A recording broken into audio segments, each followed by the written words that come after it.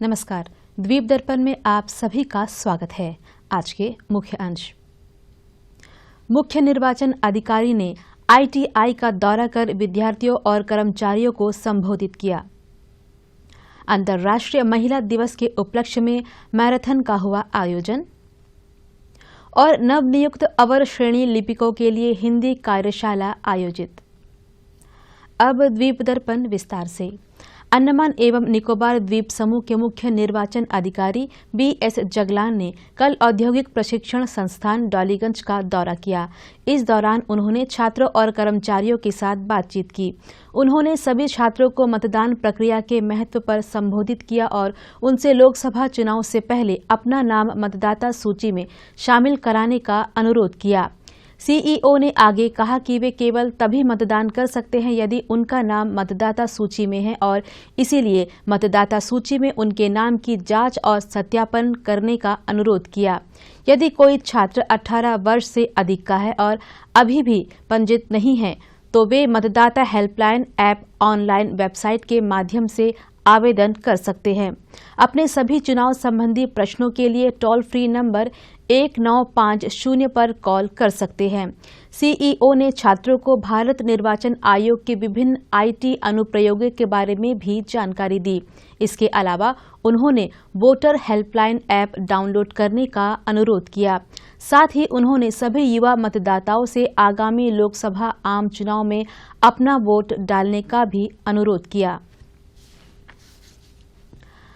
आगामी आम चुनाव को ध्यान में रखते हुए अंडमान निकोबार पुलिस ने दक्षिण अंडमान जिले में फ्लैग मार्च किया। पुलिस अधीक्षक निहारिका भट्ट के नेतृत्व में CAPF और बम्बू फ्लैट पुलिस स्टेशन की टीम ने किसी भी अप्रिय घटना, विशेष रूप से चुनाव संबंधी मामलों से निपटने में अपनी उपस्थिति सुनिश्चित कराने के लिए बम्बू फ्लैट क्षेत्र में पैदल गश्त की। दक्षिण अंडमान जिला पुलिस लोकसभा चुनाव के सुचारू और पारदर्शिता सुनिश्चित करने के लिए प्रतिबद्ध है। कानून और व्यवस्था के लिए स्थानीय पुलिस के साथ CAPF की तैनाती लोकतांत्रिक मूल्यों को बनाए रखने और सार्वजनिक सुरक्षा को बनाए रखने के लिए अटूट समर्पण को रेखांकित करती है।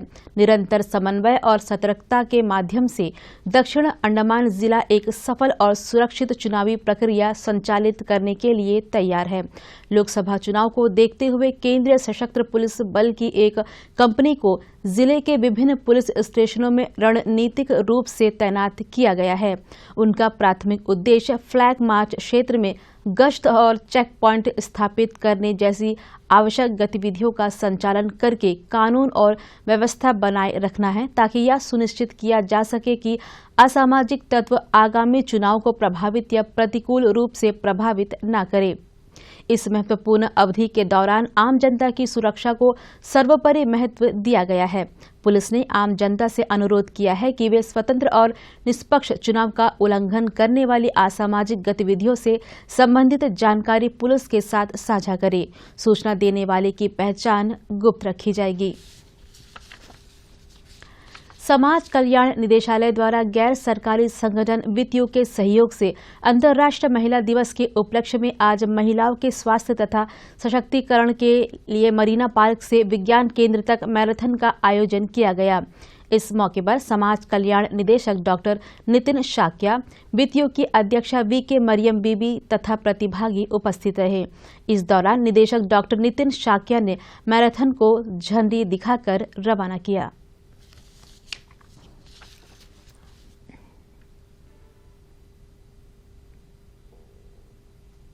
दिव्यांगजन कौशल विकास पहल व्यापक कौशल विकास के माध्यम से विविध क्षमताओं वाले व्यक्तियों को सशक्त बनाने के उद्देश्य से एक अग्रणी कार्यक्रम शुरू किया गया है।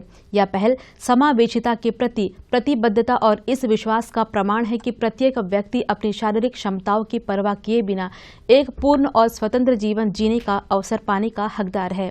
दिव्यांगजनों की अद्वितीय प्रतिभा और क्षमता को पहचान कर ऐसे समाज को बढ़ावा देना है जो विविधता को महत्व देता है और सभी के लिए समान अवसर प्रदान करता है। इस संबंध में समाज कल्याण निदेशक डॉक्टर नितिन शाक्या ने दिव्यांगजनों से आग्रह किया कि वे पोर्टल में अपना नामांकन कराएं और बेहतर भविष्य के लिए खुद को कुशल बनाएं।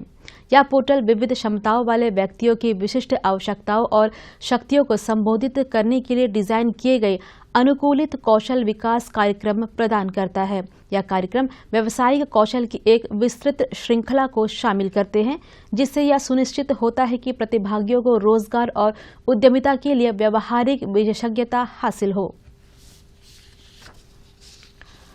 Kochi shipyard, Amrita heart care foundation तथा Amrita institute of medical sciences Kerala की पीडियाट्रिक कार्डिक टीम ने हाल ही में पोर्ट ब्लेयर के अमृता हेल्थ सेंटर में चिकित्सा शिविर का आयोजन किया। इस शिविर का उद्देश्य हृदय संबंधी बीमारियों से पीड़ित बच्चों को मुफ्त उपचार प्रदान करना और उनके जीवन पर सकारात्मक प्रभाव डालना था। शिविर में विभिन्न द्वीपों के 35 बच्चों को लाभ मिला। हृदय रोग से पीड़ित इन बच्चों को बिना किसी खर्च के बेहतरीन चिकित्सा सेवा प्रदान की गई। इसके अलावा शिविर में आए 19 बच्चों को प्रसिद्ध Amrita institute of medical sciences Kochi Kerala में मुफ्त उपचार मिलेगा। मुख्य सचिव केशव चंद्र ने बतौर मुख्य अतिथि शिविर का उद्घाटन किया। मुख्य सचिव ने Amrita health centre port Blair द्वारा किए गए इस पहल की सराहना की। इस मौके पर स्वास्थ्य सेवा निदेशक डॉक्टर सुजा एंटनी, चिन्मय मिशन से स्वामी शुद्धानंद, रामकृष्ण मिशन के स्वामी ओमकारात्मानंद, डॉक्टर कृष्ण कुमार, डॉक्टर ब्रिजेश और ब्रह्मचारी दुर्गा प्रसाद उपस्थित रहे।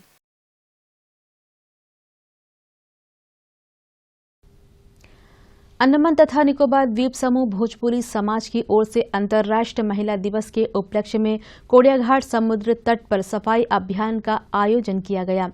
इसके अलावा भोजपुरी समाज की ओर से महिलाओं के सशक्तिकरण और उपलब्धियों का जश्न मनाने के लिए कई कार्यक्रम आयोजित किए गए। महिलाओं और बच्चों के लिए खेल और सांस्कृतिक गतिविधियों का एक कार्यक्रम आयोजित हुआ। इसमें उन्हें अपनी प्रतिभा और रचनात्मकता दिखाने का अवसर मिला। इस मौके पर प्रतिभागियों को समुद्र तट पर पुरस्कृत किया गया। आगामी होली त्योहार की प्रत्याशा में फाग गायन कार्यक्रम भी आयोजित किया गया। इस अवसर पर राकेश कुमार सिंह ने अवंतिका सिंह को सम्मानित किया।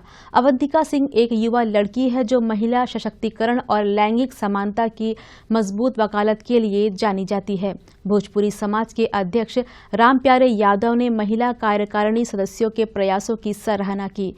इस मौके पर भोजपुरी समाज के तमाम पदाधिकारी व सदस्य उपस्थित रहे। दूरदर्शन केंद्र पोर्ट ब्लेयर द्वारा कल शाम 5 बजे से शाम 6 बजे तक सर्वाइकल कैंसर तथा HPV वैक्सीन विषय पर लाइव फोन इन कार्यक्रम का प्रसारण किया जाएगा। Pathologist MBBS MD pathology surgeon lieutenant commander doctor Navnath Dige studio में विशेषज्ञ के रूप में उपस्थित रहेंगे और दर्शकों के सवालों का जवाब देंगे। दर्शक फोन नंबर 244745 या 217213 पर डायल कर इस लाइव फोन इन कार्यक्रम में भाग ले सकते हैं। प्रधान मुख्य वन संरक्षक का कार्यालय की समिति कक्ष में विभाग में कार्यरत विभिन्न अनुभाग के नवनियुक्त अवर श्रेणी के लिपिकों एवं कार्यकारी कर्मचारियों के लिए एक दिवसीय हिंदी कार्यशाला का आयोजन किया गया। इस कार्यशाला का उद्घाटन प्रधान मुख्य वन संरक्षक डॉक्टर TS अशोक कुमार ने किया। अपने संबोधन में उन्होंने कहा कि इस कार्यशाला के आयोजन का मुख्य उद्देश्य कर्मचारियों को राजभाषा नीति एवं ऑफिस में हिंदी में कार्य करने के लिए कंप्यूटर में यूनिकोड सक्रिय करने से संबंधित जानकारी देना है। सभी उपस्थित कर्मचारियों से इस कार्यशाला का पूरा लाभ उठाने और अपने दैनिक शासकीय कार्यों में हिंदी के प्रयोग में वृद्धि करने का आग्रह किया गया। कार्यशाला में राजभाषा विभाग के कनिष्ठ अनुवाद अधिकारी अजय सिंह ने उपस्थित कर्मचारियों को राजभाषा नीति एवं राजभाषा से संबंधित अधिनियमों और नियमों के बारे में जानकारी दी।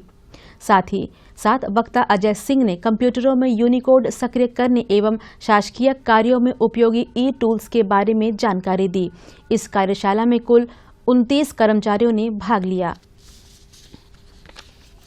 अंतर्राष्ट्रीय महिला दिवस के भाग के रूप में समाज कल्याण निदेशालय विभिन्न गैर सरकारी संगठनों के सहयोग से 16 मार्च को शाम 3 बजे से रात 8 बजे तक ITF मैदान में एक कार्यक्रम आयोजित करेगा। इस आयोजन की मुख्य गतिविधियों में महिला स्वयं सहायता समूह द्वारा स्टॉल लगाना और बच्चों के लिए फैंसी ड्रेस प्रतियोगिता और वरिष्ठ नागरिकों के लिए इंस्पायर इंक्लूजन की थीम पर ड्रेसअप प्रतियोगिता शामिल है। अंडमान कॉलेज फेस्टिवल के तीसरे दिन डॉक्टर भीमराव अंबेडकर प्रौद्योगिकी संस्थान की ओर से 3 कार्यक्रमों का आयोजन किया गया। इन कार्यक्रमों में बैडमिंटन, फेस पेंटिंग तथा वॉल पेंटिंग शामिल थी। संस्थान के परिसर में लड़कों और लड़कियों दोनों के लिए जवाहरलाल नेहरू राजकीय महाविद्यालय द्वारा बैडमिंटन चैंपियनशिप का आयोजन किया गया। इस चैंपियनशिप में कॉलेजों की कई टीमों ने हिस्सा लिया और शानदार प्रदर्शन किया। वहीं विकसित भारत की थीम पर सांस्कृतिक विरासत की समृद्ध परंपरा और आधुनिकता के मिश्रण को दर्शाते हुए फेस पेंटिंग का आयोजन किया गया। इस प्रतियोगिता में अनिम्स ने पहला स्थान हासिल किया, जबकि डॉक्टर भीमराव अंबेडकर प्रौद्योगिकी संस्थान ने दूसरा स्थान और तीसरा स्थान हासिल किया। अगली वॉल पेंटिंग प्रतियोगिता में टैगोर राजकीय शिक्षा महाविद्यालय की टीम ने पहला स्थान हासिल किया।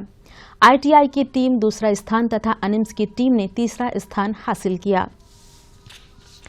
MV कालीघाट के स्थान पर सिंधु जहाज आज रात 9 बजे हैडो जेट्टी से मायाबंदर होते हुए डिगलीपुर के लिए रवाना होगा और इसकी वापसी कल दोपहर 2 बजे डिगलीपुर से मायाबंदर होते हुए पोर्ट ब्लेयर के लिए होगी।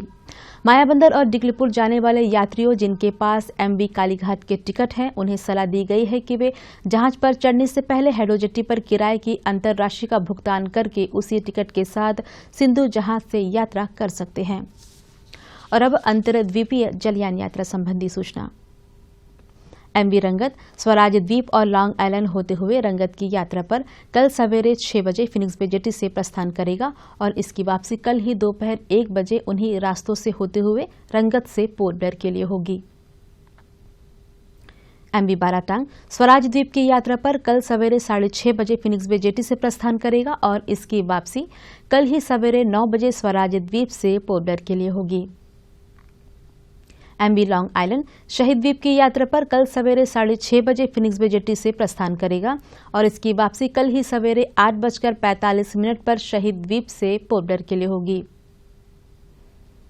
MV रानी चंगा स्वराज द्वीप की यात्रा पर कल दोपहर 12 बजे फिनिक्स बे जेट्टी से प्रस्थान करेगा और इसकी वापसी कल शाम 4 बजे शहीद द्वीप से पोर्ट ब्लेयर के लिए होगी। MV कमोटा शहीद द्वीप की यात्रा पर कल दोपहर 1 बजे फिनिक्स बे जेट्टी से प्रस्थान करेगा और इसकी वापसी कल ही शाम 4:30 बजे स्वराज द्वीप से पोर्ट ब्लेयर के लिए होगी। MV बाराटांग स्वराज द्वीप की यात्रा पर कल शाम 5 बजे फिनिक्स बे जेट्टी से प्रस्थान करेगा और इसकी वापसी अगले दिन सवेरे 5:30 बजे शहीद द्वीप होते हुए स्वराज द्वीप से पोर्ट ब्लेयर के लिए होगी। सभी जलयानों के यात्रा कार्यक्रम मौसम की स्थिति पर निर्भर होंगे। और अब अंत में आज के मुख्य अंश एक बार फिर।